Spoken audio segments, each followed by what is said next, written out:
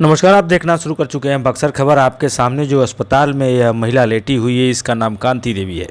इसे प्रताड़ित करने वाला कोई और नहीं, उसका पति ही है, जो बीएसएफ में कार्यरत है। सेना में कार्यरत लोग कहाँ तो देश की रक्षा करने का हवाला देते हैं, अपने आप को भारत माता का सपूत बताते हैं, लेकिन अपनी पत्नी ही के साथ जब कोई सेना का जवान इस तरह का जुल्म करे कि पत्नी अस्पताल के बेड पर हो, तो आप क्या कहेंगे? यह पूरा माजरा क्या है? जब इस पूरी पंचायत को आप देखेंगे तो खुद उलझन में पड़ जाएंगे। पत्नी का आरोप कुछ और है, पति कुछ और कह रहा है। कुल ले दे करके घटना यह है कि बीते दिन शनिवार की रात कांति देवी को शहर के गोलंबर स्थित एक निजी नर्सिंग होम में भर्ती कराया गया।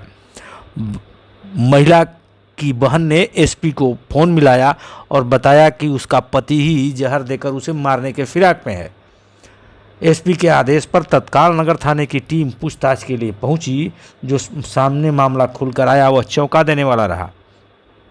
कांति देवी मूल रूप से सिमरी थाना क्षेत्र के काजीपुर गांव की रहने वाली है।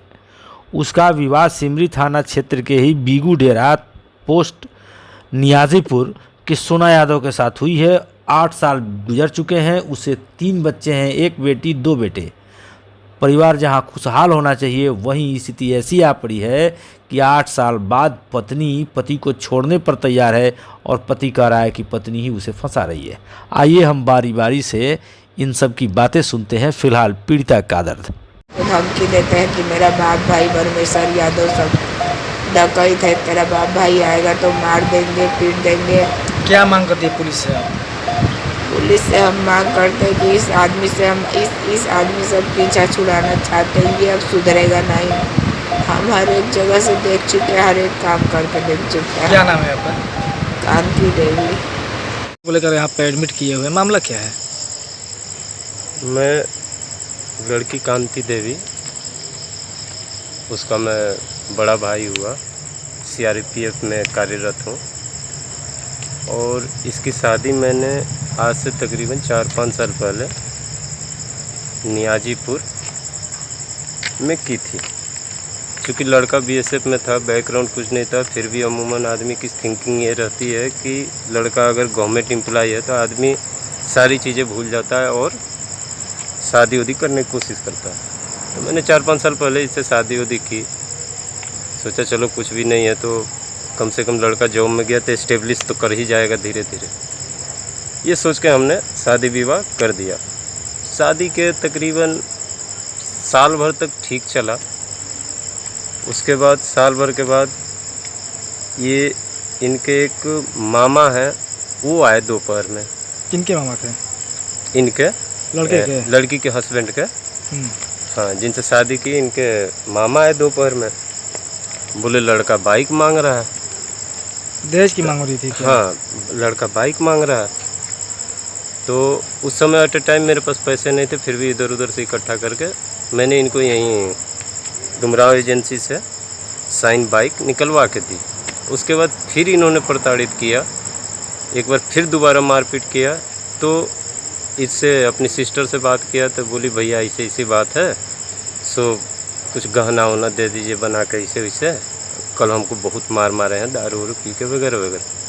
हम कहे चलो कोई बात नहीं, उतने से भी सुधर जाएंगे। फिर मैंने एक चैन बनवा के इनको दी।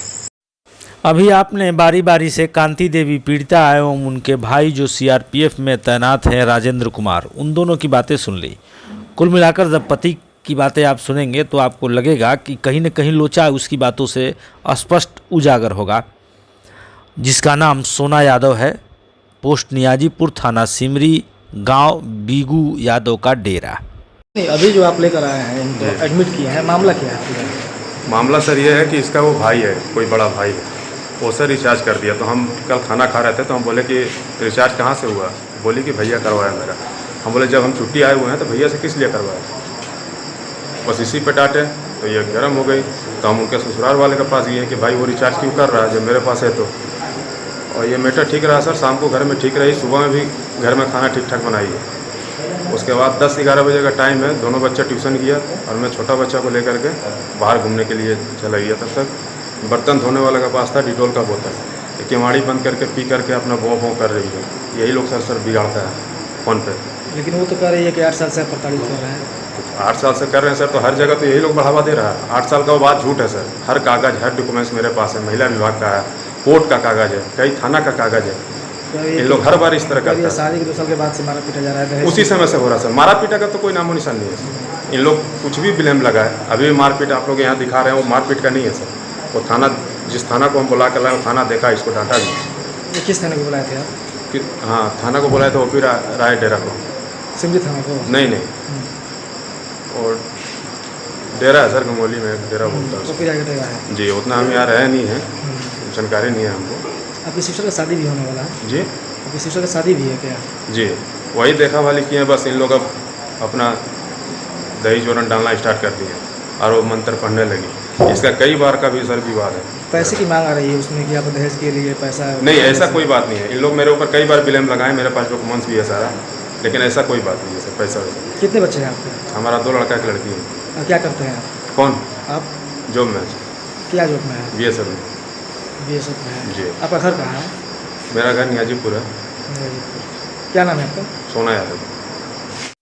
यहाँ कांति, उसके पति और भाई सबकी बातें आपने सुन ली। महिला की हालत खतरे से बाहर है, यह बच जाए। उसके पिता भी आपको इस दृश्य में दिख रहे हैं, जो पुलिस के साथ उससे बातचीत कर रहे हैं। महिला को भले ही चिकित्सक बचा ले, लेकिन पति पत्नी का रिश्ता जिस नाजुक मोड़ पर आ गया है, उसे चिकित्सक नहीं बचा सकते। उसके लिए उसे स्वयं ही पहल करनी होगी।